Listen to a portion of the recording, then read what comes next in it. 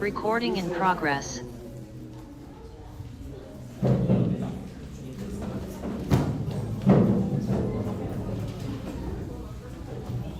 Y si aún no me han dado las tareas, por favor, después de la clase, ahí me ayudas.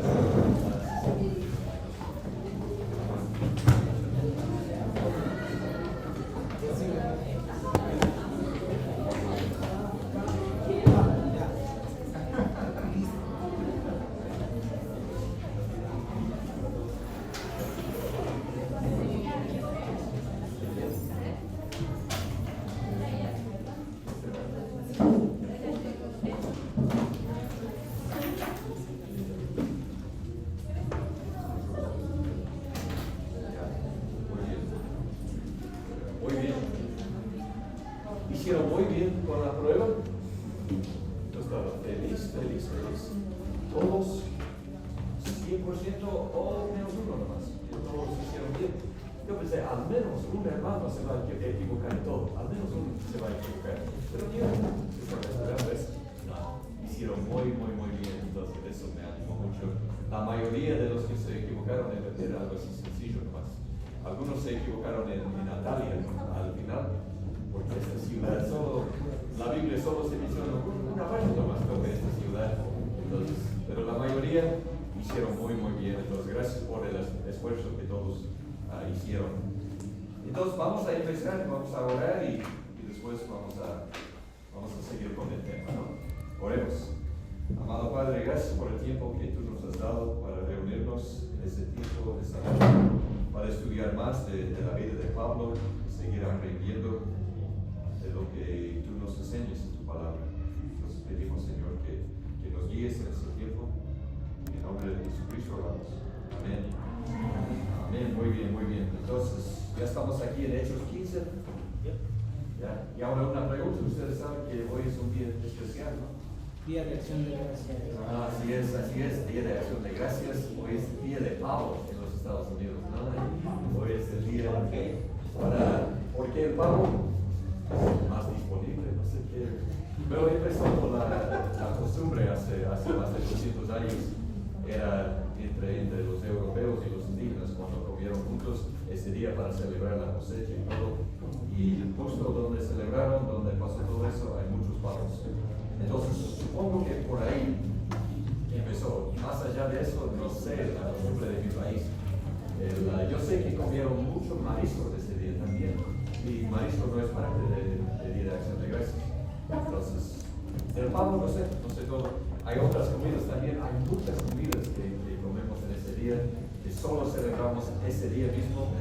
Y bueno, es un día muy especial. Ayer celebramos, porque hoy tengo que estar aquí. Ayer celebramos, y era bueno, comimos todo el día. Yo hasta hoy. Pero es un día bien especial. Les animo a la historia.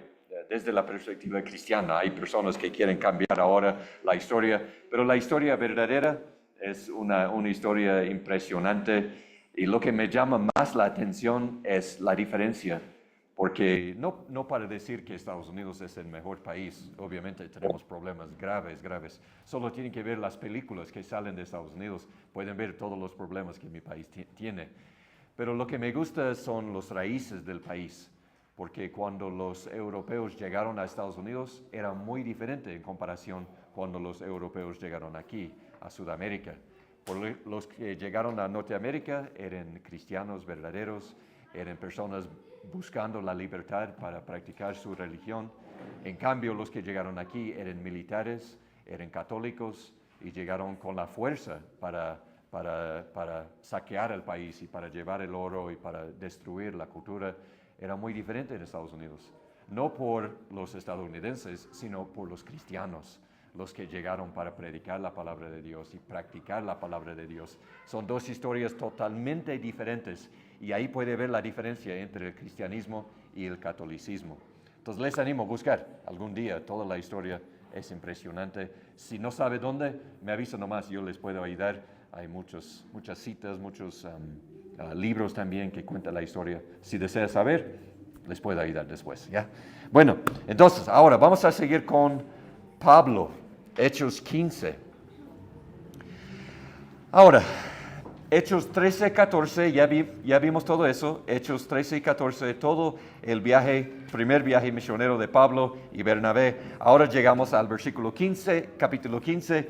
Ellos terminaron su viaje. A ver, el último versículo de 14, los últimos dos versículos dice, 27, 14, 27, dice, cuando llegaron y reunieron a la iglesia, informaron de todas las cosas que Dios había hecho con ellos y cómo había abierto a los gentiles la puerta de la fe. Y se quedaron mucho tiempo con los discípulos, o sea, los discípulos de Antioquía de Siria. Recuerden una vez, les voy a hacer recordar una vez más, Pablo y Bernabé empezaron su viaje misionero en la ciudad Antioquía de Siria. ¿Recuerden eso? De Siria. Creo que ninguna persona se equivocó de Pisidia y de Siria. Todos creo que hicieron bien en eso.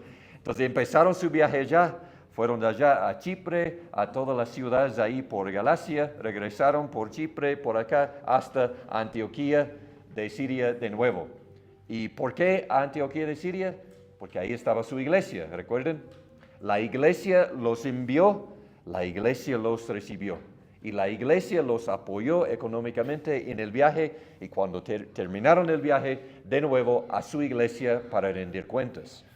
Ahora, hoy en día, la gente sabe decir, ¿a qué misión te perteneces? ¿No? ¿A qué misión? Y quiero contestar, ¿no? Con todo el amor en mi corazón, ¿no? Yo no pertenezco a una misión, ¿ya? Pablo tampoco. No hay una misión aquí. Ni menciona ni una vez una misión. ¿A quién pertenecen? Ya, a la iglesia local. La iglesia en Antioquía los envió, la iglesia en Antioquía oró por ellos, la iglesia en Antioquía los recibió después de su viaje. No hay mención aquí de una misión. Ahora, no es malo la misión. Yo tengo una misión que nos ayuda, pero la misión no toma decisiones, la misión no decide a dónde voy, la misión no me da plata, la misión no tiene ni un centavo, ¿no? Son las iglesias que envían los misioneros, son las iglesias que apoyan y oran por los misioneros. ¿Ya? ¿Tiene sentido? Ahora, una pregunta.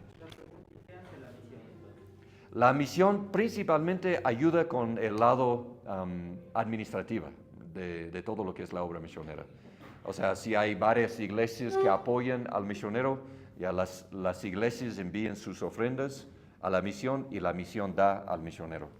Y la misión, en mi opinión, ¿no? La misión no existe para reemplazar a la iglesia, sino para apoyar a la iglesia. Para que la iglesia no tenga que buscar secretarias para manejar todo eso. Y también hay asuntos de impuestos, por ejemplo. Hay asuntos de seguros también. Yo, como estadounidense, es ley, es parte de la ley que yo tenga seguridad médica, seguro médico. Yo necesito tener eso. La misión me ayuda con eso. Mi iglesia no me puede ayudar con esa parte. Entonces son cosas así. Cuando hay un asunto de impuestos, como digo, puedo hablar con la misión. Pero la misión no me envió acá. La misión no toma ninguna decisión en cuanto a qué hago como misionero. Nada de eso. La misión simplemente apoya a la iglesia local. Toda la obra misionera existe dentro de la iglesia local. Eso es lo más importante que vemos en la vida de Pablo. No hay una misión. No hay nada de una misión. Pero la misión sí puede ayudar, pero no es necesario. ¿Tiene sentido eso? Tal vez la primera vez en su vida que están escuchando eso. El mundo hoy en día es la misión, la misión, la misión. Pero en la vida de Pablo es la iglesia local, la iglesia local. ¿Ya? Entonces, ¿quién es la persona que tiene autoridad en mi vida? Es mi pastor, es mi iglesia. Son las personas que tienen autoridad en mi vida. Entonces, eso vemos en la vida de Pablo. Él, al terminar el viaje misionero, ahora está de nuevo en Antioquía de Siria, está con su iglesia local. Y así empezamos el capítulo 15. Ahora, ¿alguien puede leer los primeros 2 versículos, por favor?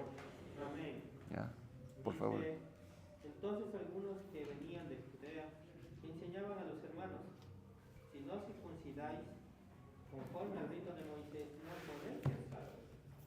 Como Pablo y Bernabé tuvieron una discusión y contienda no pequeña con ellos, se dispuso que subiesen Pablo y Bernabé a Jerusalén, y algunos otros de ellos a los apóstoles y a los ancianos para tratar esta cuestión. Ok, muy bien, muchas gracias. Entonces, hoy vamos a tocar en la hoja que tienen, aquí está, En la hoja que tiene, tal vez en la Biblia también, en capítulo 15, tal vez hay un título ahí que dice el concilio en Jerusalén. El concilio en Jerusalén es el primer concilio en la historia de la iglesia y vamos a ver cómo era ese tiempo. Entonces aquí en versículo 1 habla de las personas de Judea que llegaron ya enseñando algo muy grave aquí. Dice, si no se circunciden conforme al rito de Moisés, no pueden ser salvos. Pues ahí vemos algo muy importante, algo bien grave, ¿no? Si ellos no siguen ese rito, no pueden recibir la salvación. En otras palabras, Jesús no es suficiente. Y tenemos que notar aquí, no están rechazando a Jesús. No están diciendo tienen que decir no a Jesús. Están diciendo necesitan a Jesús y también necesitan ese rito. O sea, tienen que tener las dos cosas. Eso es lo más peligroso en la iglesia, en la doctrina falsa. Es lo más peligroso. Mejor que las religiones rechacen totalmente a Jesús.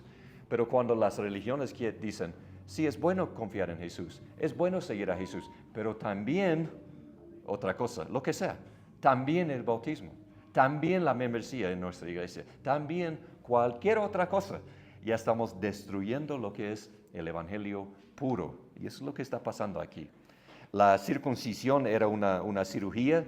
Si ustedes estudian en Génesis 17, era algo parte del pacto entre Abraham con Dios y tenía algo que ver también con todos los judíos. Era parte del pacto entre Dios y su pueblo. No, para nosotros ya no es parte del pacto. Pero era una cirugía que hicieron al 8º día ya para los varones judíos, ¿no? Una cirugía para ellos, no para las mujeres, obviamente, solo para los hombres. Y era algo necesario para los judíos.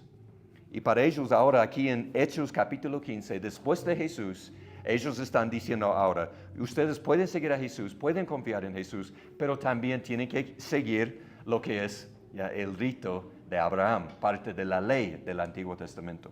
¿Ya? ¿Tiene sentido hasta ahí? Si quieres ser salvo, la circuncisión, tienes que seguir eso. Eso no está bien. Ahora, otro problema vemos aquí en el versículo 1, dice, algunos que llegaron de Judea. Ahora, Jerusalén está en Judea. ¿Sí recuerdan eso? Jerusalén está en Judea. Entonces, las personas llegan supuestamente bajo la autoridad de la iglesia en Jerusalén, pero no hay mención de eso. No dice que los apóstoles los enviaron. No dice nada de eso, ¿ya? Solo dice que ellos llegaron. Ahora recuerden, cuando la iglesia en Antioquía estaba en problemas, los líderes en Jerusalén enviaron a una persona para ayudarlos. ¿Recuerden quién era? A Bernabé. ¿Ya? Recuerden, la iglesia en Antioquía, ellos enviaron a Bernabé y Saulo a hacer la obra misionera en todo lo que era Galacia y todo lo que hablamos. Siempre es la iglesia enviando a las personas. Y aquí vemos, ellos llegaron sin la iglesia, sin un pastor, sin la aprobación de una persona. Eso es algo muy importante porque a veces la gente llega hoy, ¿no? Llega tal vez a la comunidad o llega a la casa tocando la puerta. Decimos, ¿de dónde? Bueno, Dios me envió aquí. Bueno, eso suena bonito, pero ¿dónde está la iglesia? ¿Quién es el pastor? ¿Ya? ¿Quién es la persona dando la aprobación de decir, nosotros confiamos en tal persona, confiamos en su doctrina? Nosotros tenemos que tener mucho cuidado en quién confiamos, ¿no? Estamos buscando tal vez por YouTube, buscando una prédica, algo así. Debemos tomar en cuenta quién es esta persona, de dónde viene, de qué línea, de qué doctrina, de qué iglesia, de qué pastor. Debemos tomar en cuenta todo eso, ¿no? Ellos llegaron, nada de eso, no tienen iglesia, no tienen pastor, llegaron enseñando otro evangelio. Hoy en día son conocidos como judaizantes. ¿Se han escuchado judaizantes? Hoy en día se conoce más así, judaizante. A ver, Pablo dice en Gálatas 2, dice, no hago nula la gracia de Dios, porque si la justicia viene por medio de la ley, entonces Cristo murió en vano. ¿Quieren ver ese versículo? Gálatas 2:21. ¿Pueden abrir sus Biblias? Gálatas 2:21 es un versículo muy importante para compartir con sus amigos católicos, sus amigos de cualquier religión. Gálatas 2:21.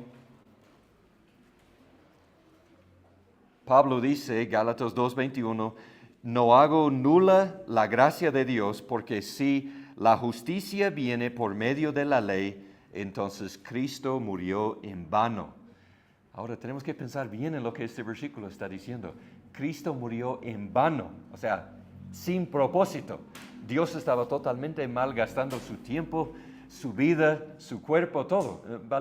No valió para nada la muerte de Cristo si fuera posible ganar la justicia por las obras. O sea, en otras palabras, si fuera posible circuncidarme, bautizarme, hacerme miembro de esta iglesia, si fuera posible ganar la justicia haciendo estas cosas, ¿para qué la muerte de Cristo? No hay razón.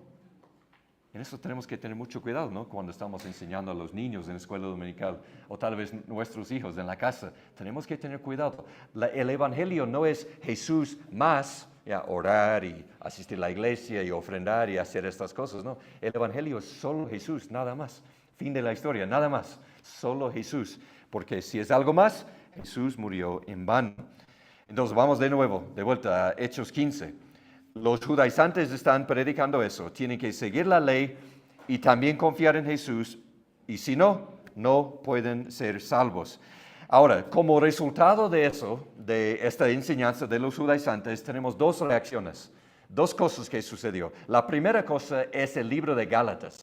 Pablo escribió el libro de Gálatas para contestar la duda o el problema, la falsa enseñanza de los judaizantes. Todo el libro de Gálatas. Es como un sermón para decir, los judaizantes no saben lo que están diciendo. Es una enseñanza falsa. Entonces, la próxima vez que leen Gálatas, quiero que piensen en eso. Piensen en los judaizantes que prediquen un evangelio falso. ¿Ya? Eso era la primera respuesta, el libro de Gálatas. La segunda respuesta es Hechos 15, el concilio en Jerusalén. Ahora, ¿qué es un concilio? ¿Ustedes entienden esta palabra? ¿Puede explicarme qué es un concilio? ¿Cómo? ¿Un acuerdo? Sí, sí. La meta es llegar a un acuerdo, sí. Sí. ¿Qué más? ¿Alguien más? Una reunión, Sí. cuyo objetivo tenía el dilucidar y llegar a un consenso acerca de temas controversiales. Muy bien, muy bien. ¿Qué ha memorizado la definición? ¿Qué? Así parece que ha memorizado. Voy a dar un caramelo para animar a los que están contestando. Hermanos, si pueden. A ver. Gracias. Sí, el beisbolista ha sido. Muy bien, muy bien. Sí, así es un concilio. La idea es hacer una reunión, exactamente como el hermano dice, hacer una reunión para llegar a un consenso, a un acuerdo. Los concilios han sido muy importantes en la historia de la iglesia. Por 2000 años tenemos historias de concilios. A veces buenos, a veces no tan buenos, ¿no? Por ejemplo, el concilio del Vaticano, hubo 2 de esos. No es tan bueno lo que decidieron ahí. El concilio de Trento tampoco no era tan bueno lo que decidieron. Pero otros concilios ya se convocaron para tomar decisiones. Hace 50 años hubo un concilio en Estados Unidos de evangélicos, de teólogos a nivel mundial para llegar a un consenso acerca de la inerrancia de la Escritura. Si quieren buscar, es el de Chicago, el concilio de Chicago, acerca de la inerrancia bíblica. Se puede leer, ¿no? Puede buscar por internet, es súper bueno, tiene sentido. También ya los concilios acerca de la Trinidad, los concilios acerca del canon bíblico, todo, son muy buenos, la mayoría son muy buenos. Aquí es el primero en la historia de la iglesia, aquí en Hechos 15. Y el consenso que tiene que decidir es, ¿quién tiene razón? ¿Pablo? ¿Pedro? ¿Dios? ¿Que el evangelio es solo Jesús? ¿O serán los judaizantes que dicen Jesús más otras cosas? Entonces vamos a entrar aquí, el escenario, para que escriban ahí en sus notas. Se convoca un concilio para decidir los requisitos para la salvación, Entonces ahora un voluntario puede darme leyendo los versículos 3 a 5, por favor. 3 a 5. Ya, amén, por favor. Hechos 15, de 3 al 5. Ellos, pues, habiendo sido encaminados por la iglesia, pasaron por Fenicia y Samaria, contando la conversión de los gentiles, y causaban gran gozo a todos los hermanos. Y llegados a Jerusalén, fueron recibidos por la iglesia, y los apóstoles y los ancianos, y refirieron todas las cosas que Dios había hecho con ellos. Pero algunos de la secta de los fariseos, que habían creído, se levantaron diciendo: necesario circuncidarlos y mandarles que guarden la ley de Moisés. Ok, muy bien, muchas gracias. Aquí dice algunas cosas interesantes, solo para explicarles. El versículo 2 dice, como Pablo y Bernabé tuvieron gran disensión y debate con ellos, con los judaizantes, los hermanos determinaron que Pablo y Bernabé y algunos otros de ellos subieran a Jerusalén. Otra vez vemos, Pablo y Bernabé, ellos están dispuestos a someterse al liderazgo de la iglesia local. Ellos eran los pastores de la iglesia en Antioquía, pero ya no son los pastores. Pero los pastores, los líderes, los hermanos en Antioquía decidieron, Pablo y Bernabé deben representarnos y ellos van a enviar a Jerusalén, van a ir a Jerusalén. Y ellos van nomás, obedecen al liderazgo pastoral en la iglesia en Antioquía. Y también dice que ellos subieron a Jerusalén. Ahora, Antioquía está aquí, Jerusalén está aquí. ¿Ya? Subir sería en la otra dirección, ¿no?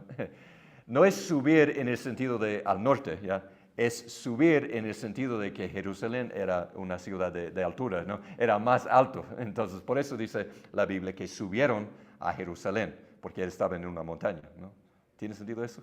Era al sur, pero en una montaña. Por eso dice, subieron. Era el año, por lo que se cree, era el año 49. Si quieren anotar, el primer concilio era el año 49. Y Pablo y Bernabé, me gusta mucho lo que dice aquí en versículo 3, así que, siendo enviados por la iglesia, ahí está otra vez, pasaron por Fenicia y Samaria, relatando detalladamente la conversión de los gentiles, o sea, de su primer viaje misionero, y causaban gran gozo a todos los hermanos. Eso es bonito, van contando lo que está pasando. Eso me gusta cuando voy a Estados Unidos, voy a las iglesias. Cuando nos toca ir, nosotros no vamos solo para sentarnos ahí en nuestro país. Vamos viajando a todas las iglesias que nos ayuden, que nos apoyen y vamos contando, como dice aquí, todo lo que Dios está haciendo aquí en Ecuador. Voy a contar, por ejemplo, lo que está pasando aquí. Les voy a decir, tenemos un grupo increíble de hermanos que están estudiando la vida de Pablo, ¿ya? Entonces les voy a contar. Y es emocionante para la iglesia. Puedo ver en sus caras. Están tan felices de saber. Hay hermanos en el otro lado del mundo estudiando la palabra de Dios. Dios está obrando. ¿Ya? Les cuento, por ejemplo, yo soy misionero, ¿no? Yo vengo aquí para enseñar, pero mi obra, mi vida está allá en las comunidades, en La Esperanza, aquí allá para arriba, ¿no? Hoy tuvimos culto, a las 5 tenemos culto en una de las comunidades. Y hoy nos acerca una hermana de la iglesia. Digo, una hermana, ella es ya 1 año en la iglesia, estamos enseñándole la palabra de Dios. Tiene 19 años y ella está más y más, abriendo más y más y más al Evangelio. Y ella viene hoy, dice, hermano, quiero decirle una noticia. Le digo, ¿qué es? Me dice, yo he decidido bautizarme, estoy lista para bautizarme. Hemos estado conversando del Evangelio y ella ya recibió la salvación hace tiempo y ahora dice, estoy lista para bautizarme. Y en las comunidades, el bautismo es como lo más grande, es lo más importante, porque tomar una decisión propia es una cosa, es una decisión privada, pero el momento de bautizarse, hacerlo público, es como un milagro, de verdad es un milagro, es algo solo Dios puede hacer en la vida de la persona. Y ahora, lo que les estoy contando es lo que Pablo estaba haciendo, ¿ya? Yendo ya ciudad en ciudad en ciudad contando. Así pasó en Galacia, así pasó en Listra, así pasó en Derbe, así es lo que está pasando aquí, ¿no? Ahora, entonces, vamos a seguir. Ahí tenemos 4 escenas de lo que pasó en el concilio. Vamos a ver el primero. La primera escena, el apóstol Pedro explica lo que sucedió con Cornelio. ¿Ya? Ahí pueden escribir la palabra, el nombre Cornelio. Vamos a leer Hechos 15, 6 al 11, por favor. ¿Ya? ¿Un voluntario puede leer? 6 al 11. ¿Ya? A ver, ¿quién? A ver. Vamos a pelear aquí. La hermana, mejor, ¿ya? Mucho mejor. Se reunieron para examinar este asunto. Después de una larga discusión, Pedro tomó la palabra. Hermanos, ustedes saben que desde un principio Dios me escogió de entre ustedes para que por mi boca los gentiles oyeran el mensaje del Evangelio y creyeran. Dios, que conoce el corazón humano, mostró que los aceptaba dándoles el Espíritu Santo, lo mismo que a nosotros, sin hacer distinción alguna entre nosotros y ellos. Purificó sus corazones por la fe. Entonces, ¿por qué tratan ahora de provocar a Dios poniendo sobre el cuello de esos discípulos un yugo nosotros ni nuestros antepasados hemos podido soportar? No puede ser. Más bien, como ellos, creemos que somos salvos por la gracia de nuestro Señor Jesús. Muy bien, muchas gracias. Entonces aquí vemos el ejemplo de Pedro. ¿Recuerdan Cornelio? Pedro con Cornelio, Hechos 10, es la historia de Cornelio. Entonces aquí Pedro está relatando la historia, la experiencia. Pedro dice, yo vi eso con, no dice específicamente Cornelio, pero obviamente está hablando de eso y tal vez de otras personas también. Y dice, básicamente, yo vi eso, esto y eso. Y la conclusión, aquí versículo 11, creemos más bien que somos salvos por la gracia del Señor Jesús de la misma manera que ellos también lo son. Ellos, o sea, los gentiles, ¿no? Nos enseña aquí Pedro algunas cosas. Dice, más bien nosotros los judíos, no sé, algunos de ustedes estudiaron con nosotros las sectas. ¿Recuerden cuando hablamos del movimiento Raíces Hebreas? ¿Recuerden eso? Las personas que quieren seguir la ley hoy en día. Ya no dicen Jesús, dicen Yeshua, dicen cosas así, busquen palabras hebreas. Más y más y más están metiendo la ley de Moisés en la iglesia cristiana. Se llama el movimiento Raíces Hebreas. Y aquí Pedro dice, más bien nosotros somos salvos por la gracia. Los judíos, Pedro está diciendo, nosotros necesitamos la gracia de Dios, no la ley. La ley no nos puede salvar. Dice, nosotros somos salvos por la gracia, no por nuestras obras, por la gracia ¿de quién? Del Señor Jesús. ¿Quién me puede salvar? Jesús. Eso aquí es una declaración de la divinidad de Jesús, la deidad de Jesús. Jesús es Dios, Jesús puede salvar. Eso es lo que está diciendo aquí. Dios puede salvar. Jesús es Dios, Jesús puede salvar. Lo que Pedro está predicando aquí. Dice, Jesús salva por la gracia a los judíos, también a los gentiles. Entonces, esa es la decisión. Pedro dice, los judaizantes están mal, están perdidos, están confundidos. Ahora, la escena 2. Bernabé y Pablo expliquen lo que sucedió en su viaje misionero. En su viaje misionero. Entonces, ahora, versículo 12, hermano Washington, por favor, George Washington, ¿nos puede ayudar? 12, por favor. Todos escucharon en silencio mientras Bernabé y Pablo les contaron de las señales milagrosas y maravillosas que Dios había hecho por medio de ellos entre los gentiles. Muy bien, muchas gracias. Entonces ahora siguen hablando. Pedro ya terminó su parte, ahora les toca a Bernabé y Pablo. Noten el cambio ahí, porque el primer viaje misionero era Bernabé y Pablo, y después de eso era Pablo y Bernabé. Y ahora en el concilio, de nuevo, Bernabé toma la primera palabra. Y después Pablo. A ver, ¿qué piensan? ¿Alguien tiene alguna idea por qué? La Biblia no nos dice por qué, solo estoy preguntando su opinión. ¿Por qué vemos ahora de nuevo Bernabé hablando primero?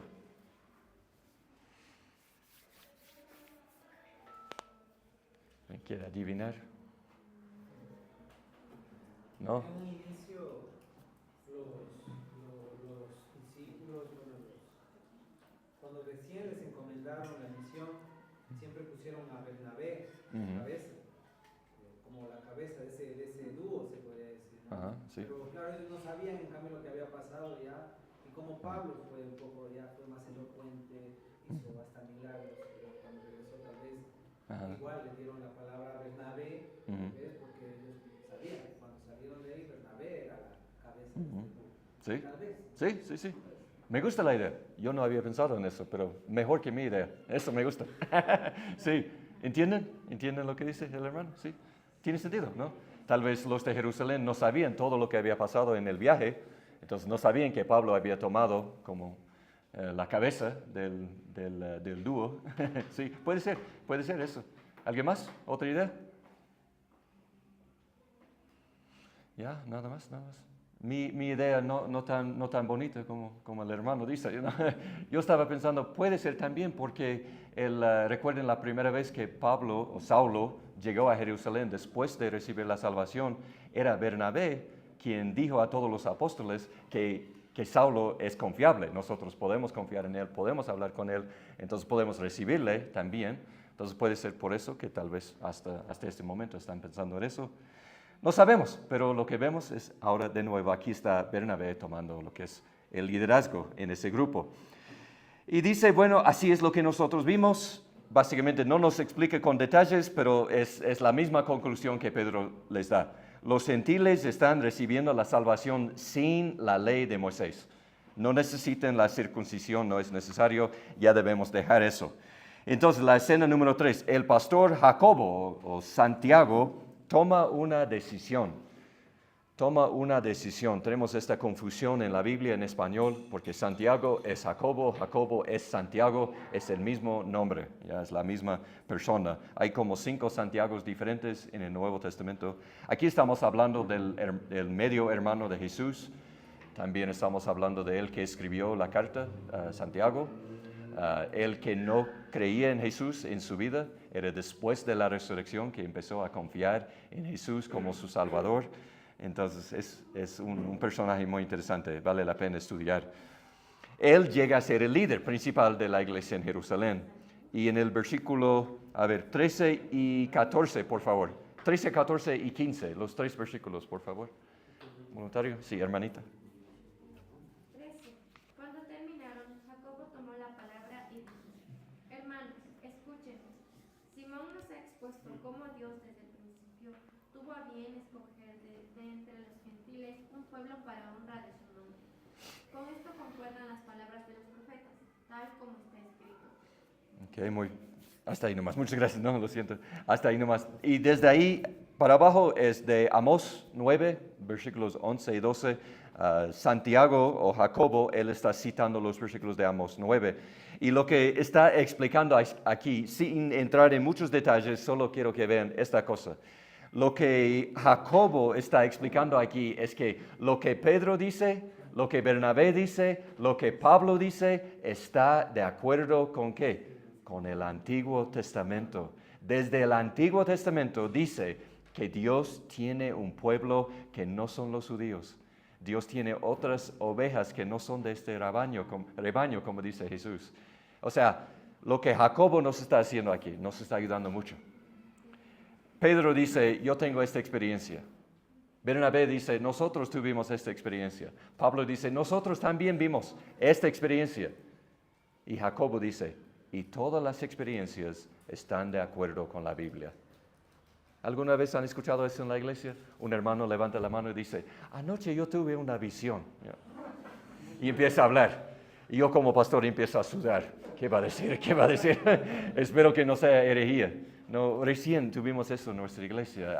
Un hermano dice, mi vecino tuvo un sueño anoche y era acerca de una hermana que falleció en nuestra iglesia. Una hermana falleció y el vecino tuvo un sueño y en el sueño dice que había visto a la hermana. Estaba andando en el cementerio y ella tiene un mensaje para la comunidad. El mensaje es, yo no estoy en el cielo, no estoy en el infierno, yo estoy aquí en el cementerio. Y estoy dando vueltas, hasta que, el purgatorio, explica el purgatorio, hasta que todos mis pecados sean expiados y hasta que yo pueda ir al cielo. Explicando lo que es el purgatorio, ¿no? Así es el sueño. Entonces, ¿qué hacemos? Hacemos lo que Jacobo hizo aquí. Comparamos la visión, comparamos la experiencia, comparamos el sueño con la palabra de Dios. La palabra de Dios nunca se va a equivocar, nunca. Los sueños, sí. ¿Ya? La mayoría de nuestros sueños no tienen sentido. ¿Están de acuerdo? ¿Ya? La mayoría no tienen sentido. La Biblia, siempre podemos confiar en la Biblia. Entonces Jacobo toma la decisión. Nosotros vamos a creer en lo que la Biblia dice. Dios tiene un pueblo y ese pueblo no tiene que circuncidarse, ese pueblo no tiene que seguir los ritos. Este pueblo, igual con los judíos hoy en día, todos tienen que hacer la misma cosa. Tienen que confiar en Jesús para la salvación. Nada más, nada más. Entonces, la escena 4, los judíos preparan una carta para enviar a los creyentes gentiles y la carta está aquí en la Biblia, empezando en versículo 23. Ahí está la carta. Dice, ustedes no tienen que seguir la ley, no tienen que hacer nada más de eso. Tienen que confiar en Jesús. Pero también dice, hay unas cosas importantes, y ahí explica 4 cosas. No para la salvación, sino son recomendaciones de un pastor, ¿ya? Del corazón de un pastor. La salvación es la fe en Jesús. Pero también yo diría, el bautismo es muy importante. ¿Ya? Para la salvación, no es para la salvación, pero es el primer acto de obediencia. También es muy importante asistir a la iglesia, es muy importante leer la Biblia todos los días. Y desde el corazón de un pastor y un hermano en Cristo, les digo cosas importantes. No para la salvación, como resultado de la salvación. Y eso es lo que vemos aquí en la carta que ellos enviaron a los gentiles. Entonces la decisión final, la salvación es la fe en Jesús, nada más. Nada más, nada menos. ¿Tiene sentido? Entonces aquí dice en la parte de abajo, en Hechos 15 aprendemos que no hay nada más importante en la vida del cristiano o en la vida de la iglesia que una comprensión clara y correcta del Evangelio de Jesucristo. Hermano, tienes que preguntarte a ti mismo. Si alguien me pregunta, ¿qué es el Evangelio? ¿Puedo darle una respuesta clara, concisa y correcta del Evangelio? Tienes que preguntarte a ti mismo, ¿no? Si es que sí, muy bien. Si es que creo, quiero animarte a estudiar un poquito, ¿ya? Preguntar a un hermano que sí puede, ¿ya? Y aprender de ese hermano. Muy importante eso. También un hermano pastor de África dice, cuando perdemos el Evangelio, perdemos aquello que es el instrumento en la mano de Dios para dar vida a los muertos. Cuando nosotros decimos, sí, el Evangelio sí es, bueno, tienes que ir a la iglesia, ya, tienes que ofrendar, sí, es muy importante. ¿Qué estamos diciendo? Estamos dando un evangelio falso. Cuando alguien dice, yo quiero conocer a Dios, ¿qué necesito hacer? Si la primera cosa que digo es, sería muy importante asistir a la iglesia, ahí te pueden explicar más. Estamos dando a esta persona un evangelio falso. Falso. Cristo murió en vano, si fuera posible salvarme por medio de ir a la iglesia. Tenemos que decir, si solo puedo decir una palabra, la palabra es Jesús. Si no puedo decir nada más, Dios mediante pueden decir algo más. Explicarles, ¿no? Nosotros somos pecadores, merecemos el castigo de Dios. Y Jesús vino para salvarnos y rescatarnos. Y Él murió en la cruz, resucitó de entre los muertos para darnos la vida. Y si confiamos en Él, únicamente en Él, Dios promete perdonarnos y darnos la vida eterna. Nada más, ahí es sencillo. Y se puede dar más detalles si es que tiene tiempo. Pero así es el Evangelio. ¿Tiene sentido? Ahora, en todas las cartas de Pablo, Gálatas, Romanos especialmente, vemos Pablo dando una defensa de este Evangelio que está decidido aquí en Hechos 15. ¿Amén? ¿Alguna duda? ¿O estamos claros todos? ¿Estamos bien? Amén. Bueno, vamos a orar. Un voluntario, por favor. ¿Quién nos puede ayudar con la oración? Eso terminamos, ¿ya? Un voluntario. A ver, ¿quién será? ¿Quién puede orar?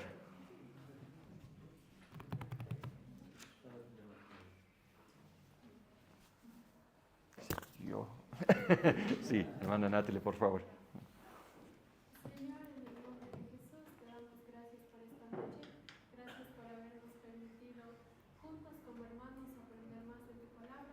Oramos porque guardes esto en nuestra mente y en nuestros corazones, que nos ayudes a ponerlo en práctica en nuestras vidas y en los lugares donde tú nos pongas. Que tú seas guiándonos con tu espíritu para dar a conocer el verdadero evangelio. También que bendigas a todos los hermanos que están aquí, a nuestro profe William y a quienes no pudieron venir también, Señor. Te agradecemos en el nombre de Jesús. Amén. Amén, amén. Gracias, mis hermanos. Muchas bendiciones.